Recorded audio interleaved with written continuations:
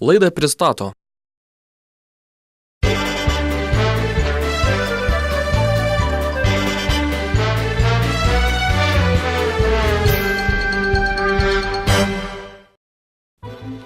Auksinė mintis. Žinutė damoms.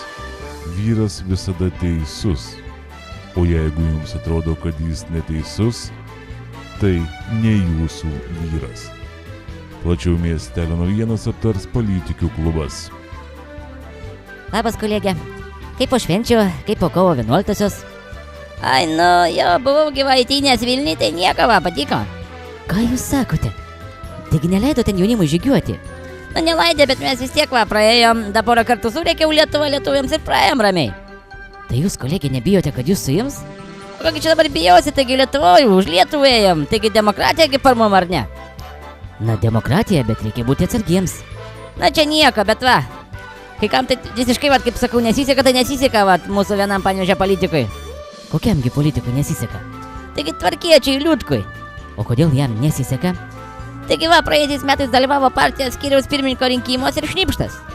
Kaip tai šnipštas? Nebuvo kvorumo ir skyriaus pirmininko rinkimai neįvyko. Aha, supratau, nepasisekė. Tai jau taip, šiais metais vėl nepasisekė. Kasgi vėl? Vėl nebuvo kvorumo. Na, kaip čia pasakęs, pradžiai jisai buvo išrinko skyriaus pirmininku ir kur tu manai, partijos valdyba nepatvirtina rezultatų. Sako, nebuvo kvorumo, atstavit. Na, tai tikrai, kad jau nesiseka žmogui. Ir čia ne viskas. Sklinda kalbas, kad tvarkiečiai jungsis su darbo partijų. Taip, kad skyriaus pirmininko rinkimų nebebus. O kodėl nebebus? Gal kaip tik, kai abiejų partijų skyrius susijungs, tada ir vyks rinkimai?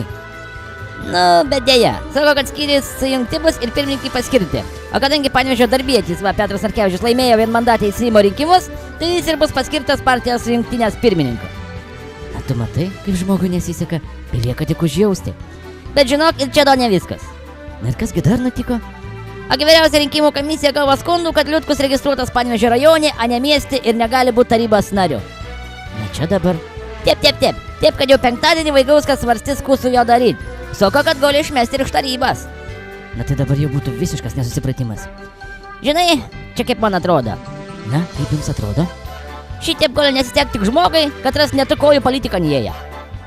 O prie ko čia prietarai ir politika? Kaip čia tau paaiškinti? Matai, kaipgi kitaip paaiškinsi, kai šitaip tau nesiseka?